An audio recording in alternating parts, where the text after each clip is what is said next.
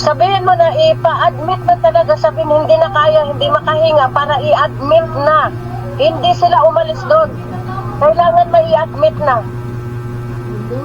Ganitong gagawin, kausapin mo na, sabihin na hindi na kaya, hindi makahinga. Nandoon pa naman sila, hindi pa naman sila umuwi, di ba? Oo nga eh. Magawa na sila ng reason, magpa-i-admit sila doon.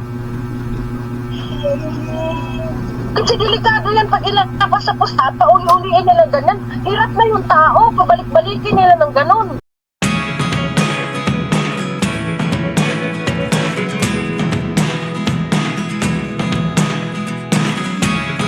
Never really know what's going on. Look at me sometimes like all you want.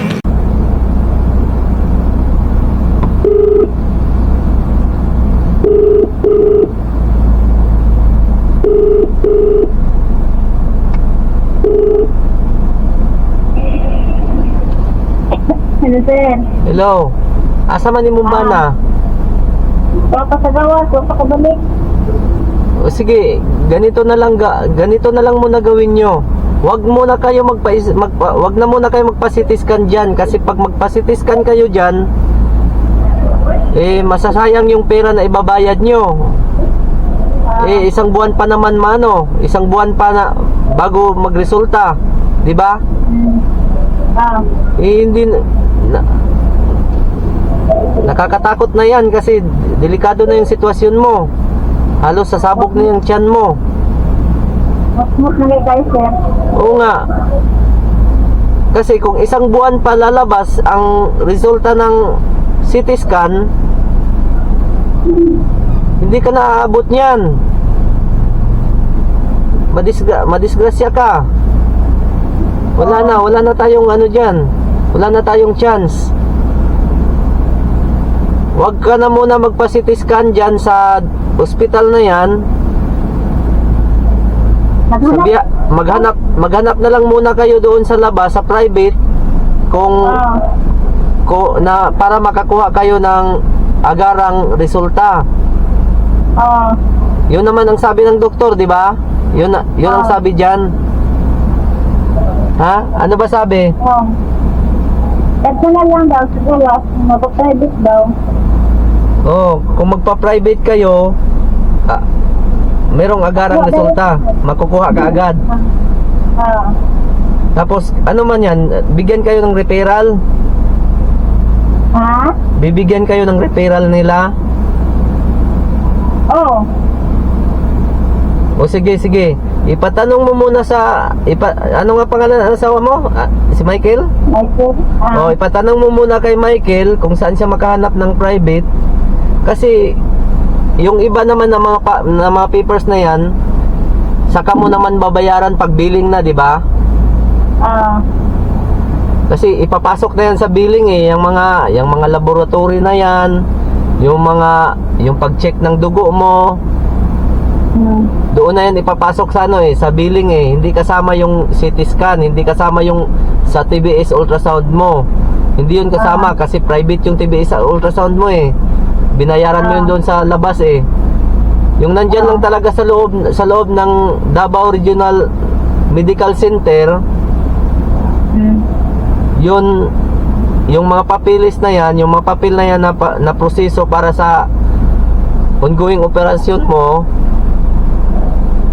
ma-line up yan doon sa billing mo pagkatapos.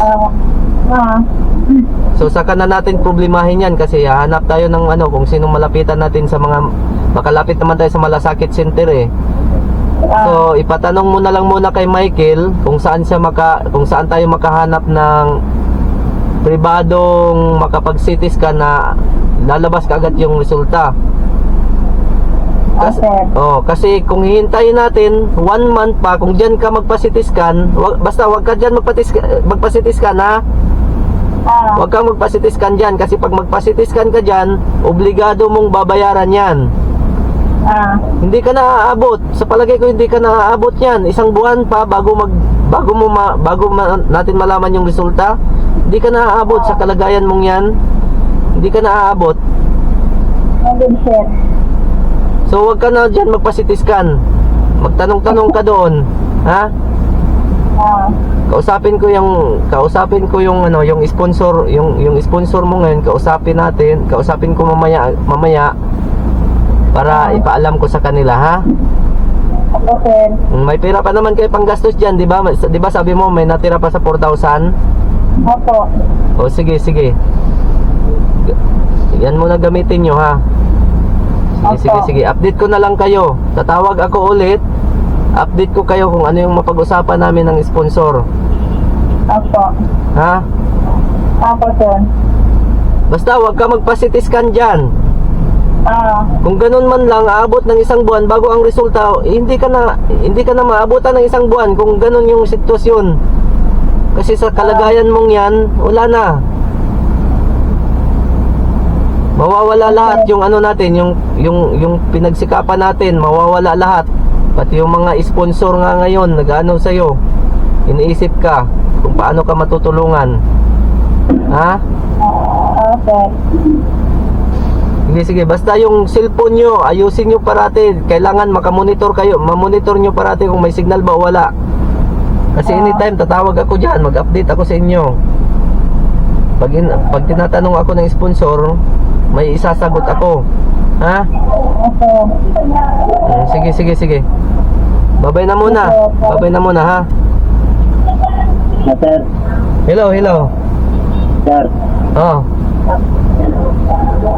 So ganun na lang Sir. ganun na lang gawin mo. Huwag kayo dyan magpa-CT scan kung aabot man lang ng isang buwan bago malaman yung resulta. Sir. Kasi madisgrasya asawa mo. Hindi na, sa palagay ko hindi na aabot yan kung hihintayin pa natin yung 1 month. Oo nga, sir. Kasi halos sasabog na ang tiyan yan sa laki.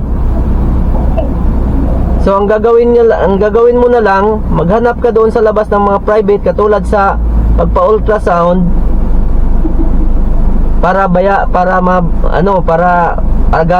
agarang resulta. Kasi kung diyan tayo magpa-CT scan, kung 1 month pa bago lumabas yung resulta, mawala lahat yung effort natin para mailigtas yung asawa mo.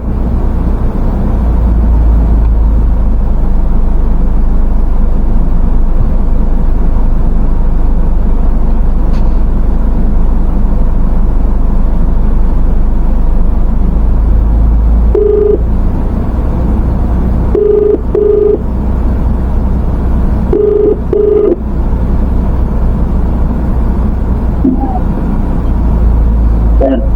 Oh, sige, ganun na lang gawin mo, ha. Maghanap ka ng kung saan tayo makapagpa-CT scan na lalabas ka agad yung resulta Okay, sir.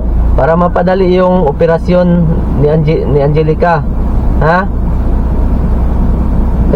Kasi kung hihintayin natin yung CT scan dyan mismo sa hospital na yan, isang buwan pa bago lumabas yung resulta, mawawala lahat yung effort natin.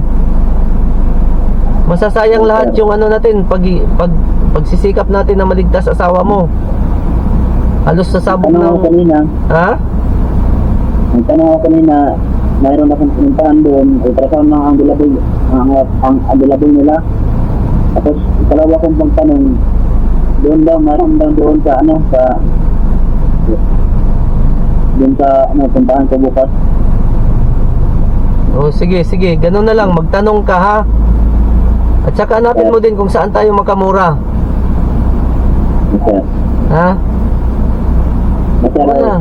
Ano ko muna yung, magtanong muna ako tanongin ko muna yung magkano ang sa CT scan. Tapos tanungin mo rin kung mayroong resulta na tayo ng CT scan, kung ura-urada maoperahan na ba talaga kaagad. Kasi minamadali na natin yan, kasi critical na yung kalagayan ni Angelica, halos sasabog na yung tiyan, Sige. Tatawag na lang ako ulit sa inyo, ha. Basta update nyo ako kung ano yung mga nangyayari diyan, para malaman ko at may sasabihin ako sa sponsor pag magtanong sa akin, ha. Okay, sir. O sige.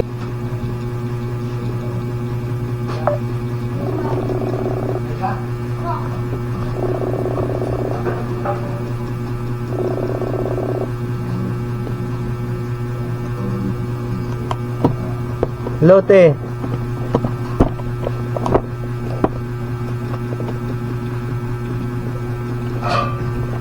Magkano? Bakit ganun? Oo nga te, sabi ko nga te, ba't kung kinausap ko te. Oh, Kinausap ko si inano ko si yung husband niya. Sabi ang sabi ko lahat ng mga papel na yan, lahat ng mga papel na yan na pwedeng maisalang si Angelica, lahat ng billing na yan mapupunta sa hospital na yan, yung billing na yan. Huwag ka na lang magpa-CT-scan dyan. ayun nga. Kung ganun, kung magpa-CT-scan ka dyan, tapos abot lang ng 1 month, madadagdag lang yan sa billing mo. Tapos di mo din naman pakinabangan. Butit mabubuhay pa asawa mo. Sabi ko sa husband, hindi na tatagal asawa mo niyan. Okay. Hindi ito. Oh. Hindi ganito kasi. Kung nasa hospital na ba siya? Ha? Naka-confine na ba siya? Naka-confine na? Nandoon pa rin siya. Nandoon pa rin siya sa ano? Nandoon pa rin siya sa OPD, Outpatient Department. Saka na siya ipapasok pag na-comply na yung tatlong papel na isinend ko sa iyo. Hindi ba nila natingnan yung pasyente mamatay na? Mo gani, nagkuan gani ko ganiya. Ginagawa pa nila. Ako ang gitawagan, sinabi ko na kung isang buwan pa, kung ganun man lang, isang buwan pa bago pa lalabas yung CT scan, wala na, hindi na aabot asawa mo niyan. Mawawala lahat yung effort natin para maligtas yung asawa mo. Para ma-confine na siya. Tapos sa Sabado, puntahan mo na. Magpadala siguro ako ng pera sa Sabado. Pupuntahan mo ba sa Puntahan ko na lang te, magmotor ako doon, 5 oras lang naman yan biyahe, tapos sasama ko asawa ko kasi para may magpalit-palit kami drive. Oo. Ganito gawin mo. Sabihin mo ngayon kay Angelica, wag na kayong dyan, umiyak ka. Sabihin mo na masakit na gusto ka na magpa-confine. Kasi once na na-confine yan, hindi na sila makatanggi dyan. Kaya sinabihan sila, nasa auto, patient pa pala sila. Ginaganon sila para sila lalabas na Kasi iniisip naman yan, walang pera yan. Sabihin mo na ipa-admit na talaga, sabihin hindi na kaya, hindi makahinga para i-admit na. Hindi sila umalis doon. Kailangan mai-admit na. Ganitong gagawin, kausapin mo na, sabihin na hindi na kaya, hindi makahinga. Nandoon pa naman sila, hindi pa naman sila umuwi, di ba? Oo nga eh. Magawa na sila ng reason, magpa-i-admit sila doon. Kasi delikado yan pag ilatapas sa pusta, pauli-uliin nila ganyan. Hirap na yung tao, pabalik-balikin nila ng ganon. Dapat kasi tutapusan ako magpadala kasi may magpadala din ako ng 40,000 doon kay Boy. Unahin ko muna. Tapos ipasa na naman nila doon sa private. Para anong klaseng service ka niya isang buwan? Hindi yan tatanggapin kasi tingin nila walang pera. Sabi ko nga sa kanila, baka mahanapan nyo dyan ng paraan. Sinagot lang daw sila na kung gusto nyo ng madali, hindi punta kayo doon sa private para may resulta agad. Oo. Hindi, ang importante kasi dyan, i-admit na yung pasyente. Kung gusto man nila magpa-private, ipasok muna nila sa ospital. Kasi ako natataranta ako, baka anong mangyari dyan, ilapas na naman nila yan, hindi na nakain yung tao. Hindi na nga nainom. I-admit lang nila. Maski sa labas na tayo magpa-CT-scan, ipasok lang sa ospital. Yun lang ang gusto ko. Yun ang ano ko te, sige. Sa ospital, i-admit na lang nila. Yan na lang anuhin ko te, siguro te, no? Puntahan ko talaga yan doon te, para ano. Dito, kausapin mo nga, tawagan mo sila. Sabihin na hindi, ka dyan na hindi mo na kaya para i-admit ka. Sabihin mo, makiusap ka na i-admit ka kasi hindi ka na kaya, hindi ka na makainom ng gamot, hindi ka na makahinga. Ang tubig, hindi ka na makahinga. Ang gusto ko lang i-admit, huwag yung ganyan na nasa labas. Maski magpapibigtan tayo sa labas kung gusto nila. Basta nasa ospital lang yung tao. I-confine na ba? Ang gusto ko, i-confine na ba siya? Oo nga te. Ano ang gusto nilang hinihingi humingi sa kanila? Yun na nga, pinaano nila. Nakakaawa yan, Vince. Hindi. Vince, tingnan mo naman, lupay-pay na. Nakakaawa talaga. Oo nga eh. Kaya naano din ako, nai-stress din ako kasi Kung ako may malapitan dyan, wala mo kong kilala dyan sa Davao, tatawagan ko, wala naman akong maano dyan. puntahan ko na lang yan ngayong Sabado para baka mahanapan ko pa ng paraan mapakiusapan doon. Ang gusto ko na siya ng ospital, nakakonfine na kahit hindi mo na maopera.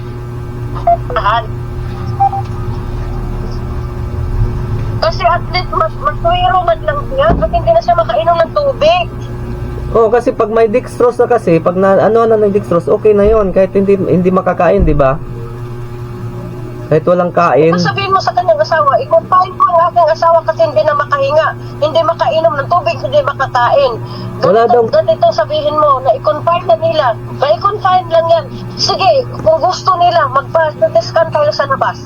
Basta nasa loob lang ng ospital, kasi Vince, pag ilabas yan ng ospital po, iuwi yan, delikado na yan eh. Hindi na makakain ng ayos, hindi na makainom ng ayos eh. Mag-dehydrate na yan eh. Lupay-pay na yun. Tingnan mo, hindi nila pinainom ng tubig muna kagabi, hindi pinakain. Lalo na nanghina yung tao. Akala ko nakumpay na yan. Akala yun din, Sinabi ko pa naman sa tin kanina, nakakumpay na. yun din ang akala ko, te. Yun din ang akala ko. Kung wala ka kung pahina-hina kasi sila doon, hindi sila intindihin. Kung pahina-hina sila, kailangan manindigan sila na i-confine.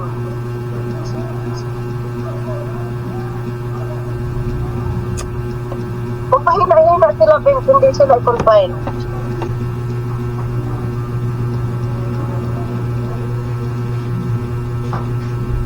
Ako na lang. Akala ko naman, nasa loob ng hospital yan.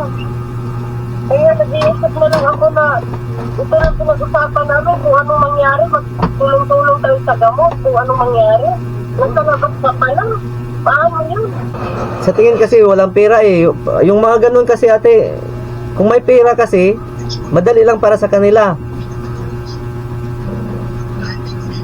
Kaya nga, yan ang isa ding natingnan ko. Yan yung inaano nila eh. Sila, magsalita sila. Oo. Magsalita sila doon. Biruin mo, anong sabi? Walang malakas na tao doon na gano'n eh. At bakit naman doon pa dinala sa Davao yan? Dapat dyan na sa Butuan. At least mayroon ka dyan, makatulong ka dyan. Di rin, Bakit pinapumunta pa ng Davao? saka na kasi sila nagsabi sa akin ate nung nandoon na sila. Nung nandoon na sila, saka na sila nagsabi sa akin. Itong sasabihin ko sa iyo.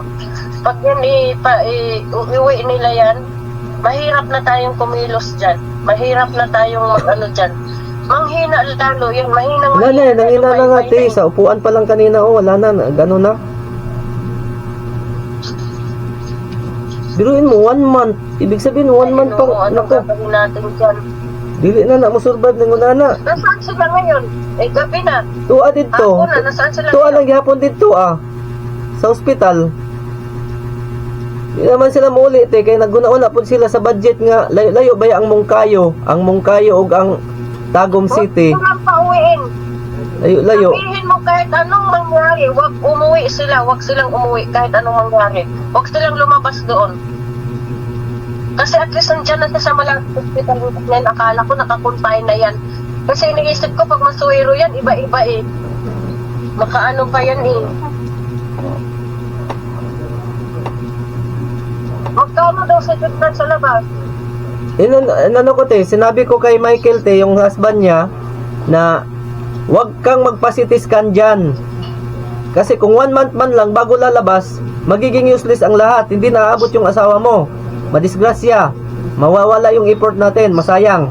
Hindi maligtas. Maghanap ka doon sa labas ng CT scan na makapagbigay ka agad ng resulta. Sabi ko, yun ang sabi ko sa asawa. Sa husband niya. Ipatanong mo kung magkano at saka wag na wag paalisin doon at pilitin nila sabihin mo kay dumait siya na sakit, umiyak siya doon para makonfine na siya. At makiusap sila na i-confine at ano na, delikado. Grabe naman yung mga tao dyan sa Pilipinas, Ginoo ko. Huwag mo na paalisin doon at itanong ko magkano si Tristan doon sa sa private. Oo, sinabi ko na kanina kay Michael. Namatay na ang pasyente sa resultang si Tristan. Ginoo. Hindi aabot ng wala, hindi may ligtas yun kasi isang buwan, biruin mo isang buwan eh. Baka unang araw yan kung ilabas yan, wala na yan. Oo.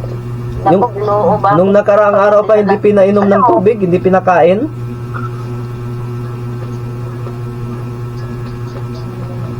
Ano kaya yung ilipat na lang dyan sa sa Butuan? Di ba may hospital dyan? O meron naman dito sa Butuan, kaya lang, yun nga yung ko sa kanila, bakit kasi di kayo nagsabi? Government hospital ba? Meron ba dyan? Meron dito, te. Yun nga sabi ko sa kanila, ba't nakarating kayo kaagad dyan? Di man lang kayo nagsabi sa akin. Kasi at least din, marami may mga private din dyan na magsipiskan. O meron naman dito, Ilipat te. na lang kaya yan dyan. Kaya pa kayo magbiyahe ni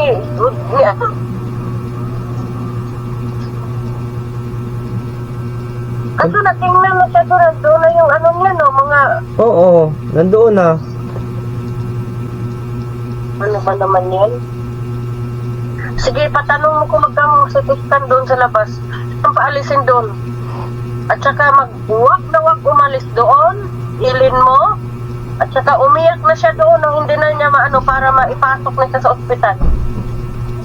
Kahit anong gawin nila, ipatanong mo na kung magkano sitiskan sa labas para malaman ko. O sige, te. Anong ko, te? Tawagan mo ngayon. Sige, te.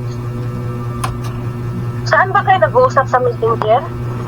Sa tawag sa contact niya, sa contact number niya mismo.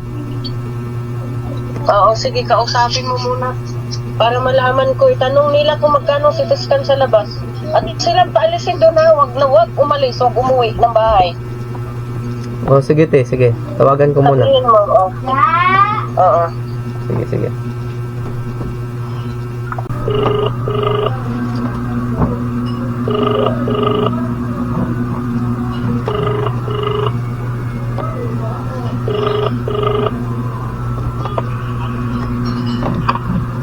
Hello. Sir. Hello. Sir. Hello, Mike. Kausap ko yung sponsor. Sikapin mong makahanap ka ng CT scan sa labas, yung private na maibigay ka agad yung resulta. Tapos tatanungin mo kung magkano. Yes, sir. Ha? Wala na ba ngayon sa mga oras na to, wala ka na bang mahanap o meron pa? Yes, sir. Baka pwede ka pa makahanap doon sa sa mga kalapit diyan. Na mapagtanungan mo. Wala, sir. Ha? Ngayong oras na ngayon, wala na, parang sarado na siguro. Wala na sa mga oras na ito? Wala na, bukas siguro, sir. O sige. Para sigurado. Sige. Ang sabi sa Sayang ko yung pamutahe ko, pabalik. Tapos wala namang O sige, ang sabi sa akin ng sponsor na sikapin mong makahanap ka agad para mapadali, para maano yan si Angelica, para ka agad, maipasok ka agad. Bakit hindi ba pwede yan ma-admit na siya? Hindi pa yan, yung sitiskan na talaga ang hinihintay. Tapos, nakita sa doktor. Tapos, na yun, schedule na yun yung doktor. Kasi marami dito, sir, eh. Ano? Laksan mo boses mo. Ano yung sinahit mo ulit, sir? Hindi ba pwede ma-admit na yan si Angelica? Hindi ba pwede maipasok na yan dyan para makabitan ng dextrose? Kasi pakunti-kunti lang pakunti-kunti lang yung iniinom niya, di ba? Tapos hindi na rin siya makainom ng marami at makakain ng marami. Oo, sir. Hindi pwede, sir, kasi kailangan talaga yung CT scan, tapos ibigay ko sa doktor. Tapos i-schedule yung doktor. Yan ang talagang hiningi ng doktor, CT scan lang. Tapos laboratory. Kung kailangan pala nila yung CT scan na maibigay ka agad, bakit 1 month pa nila ibibigay yung resulta kung sakaling i-CT scan dyan sa kanila? Oo nga yun. Ha? Ano bang klaseng ospital yan? Kasi marami kasi yung nakaano dito. Mas nauna pa kay Hindi ba nila nakita na grabe na yung kalagayan ng pasyente? iba din, sir. Kahit ka na. Kasi parang baliwala kasi kanila yung pasyente na Baliwala sa kanila yung mga ganun kasi na pasyente kasi iniisip nila walang pera. Sige, sir. Sisigap ako bukas, maghanap ako ng private, tapos magtanong ako kung magkano. Sige, yan na lang gawin mo bukas na bukas ha. Sikapin mo na makahanap ka kaagad ng CT scan sa labas. Tapos, siyempre, kukuha ka ng referral mula sa kanila, di ba? Diyan sa ospital na yan. Okay, sir. Hingi ka agad ng referral ngayon. Kung makahingi ka ngayon, hingi ka kaagad ng referral para makahanap ka kung saan ka makapag-CT scan para masubmit mo kaagad yan kasi yan lang naman kailangan, di ba? Yan yung hinihintay para maipasok na. Yes, sir. Kasi kung diyan tayo magpa-CT scan, wala na, hindi na aabot yan, hindi na maligtas asawa mo. Nag-alala na yung sponsor. Sige, tanungin mo tapos update mo kaagad ako. Kung pwede, ikaw na tumawag sa akin. Huwag mo nang hintayin na ako yung tatawag sa'yo. Ha? Sir, pag nakapunta ako doon sa private, tatawag ako agad sa'yo. Tatawag ka sa akin. Huwag mo nang hintayin na ako yung tatawag sa'yo. Update mo kaagad ako. Kung may na ka na, nakahanap ka na. Ha? Para natin kaagad. Maisa lang kaagad natin sa CT scan. Makuha kaagad yung resulta. Tapos siguraduhin mo na makukuha kaagad yung resulta ha. Yes, sir. Tanungin ko muna. Tanungin ko bago ako magkano. Tanungin ko muna kung makuha ba yun. Kung makuha ba kaagad. Kasi baka pagpa-CT scan natin, nagbayad tayo. Tapos hindi pa pala, matagalan pa pala makuha. Wala na, minamadali natin yan ngayon yung kaligtasan ng asawa mo. Yes, sir. Sige na, sige. Yun lang pinapasabi ng sponsor ha. Yes, sir. Maraming salamat, sir. Saka ka na magpasalamat, saka ka na. Saka mo na isipin yan pasalamat na yan. Basta isipin na lang muna natin, maligtas natin yung asawa mo. Ha? Yes, sir. Yes, sir. Sige, yun lang muna gagawin natin ha. Bukas na bukas ha. Yes, sir. Nasa ospital pa kayo ngayon? Di kayo uuwi ng Mungkayo? Hindi na, sir. Malaki ng gastos pa pauwi pa kami. Tapos bukas, balik na naman. Dito na lang kami. Sige, dyan na lang muna kayo kasi baka kung luluobin ng mahal na Panginoon, baka makapunta ako dyan ngayong Sabado. Ha? Yes, sir. Sir. Sige. Basta sikapin mo bukas. Yan na lang muna papagawa ko sa'yo. Sikapin mo na makahanap ka agad ng CT scan at nang maisalang si Angelica para maibigay ka agad sa kanila at maano ka agad at mapaoperahan ka agad, maipasok na ka agad ha. Yes, sir. Kasi akala ko kasi na-confine na si Angelica, hindi pa pala, nasa OPD pa pala kayo at present department. Ito pa, sir, sa OPD at present department, nasa labas pa kayo. Nagulan niya ako kanina. Akala ko maoperahan na si Angelica. Pala dito, marami po lang asukasuhin pa. Yun nga din iniisip namin na maoperahan na. Iniisip mo nga yun kanina. Naguguluhan nga ako kanina, marami pa lang. Sige, kung kailangan kung kailangan ang CT scan na yan, sige, bukas na bukas, sikapin mo ha. Sige na, ikaw na tumawag ka agad sa akin. Tawagan mo kaagad ako. Ha? Opo, sir. O, sige. Tawagan mo kaagad ako kung magkano. Ha? Kasi yun ang gusto malaman ng ng sponsor, ha? Oo, sir. Sige na. Ingat kayo dyan. Oo. Salamat. Sige, putulin ko na muna.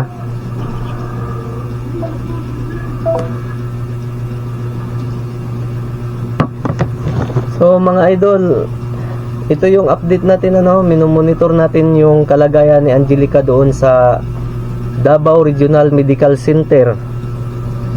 So parang nadismaya kami mga idol sa mga oras na to.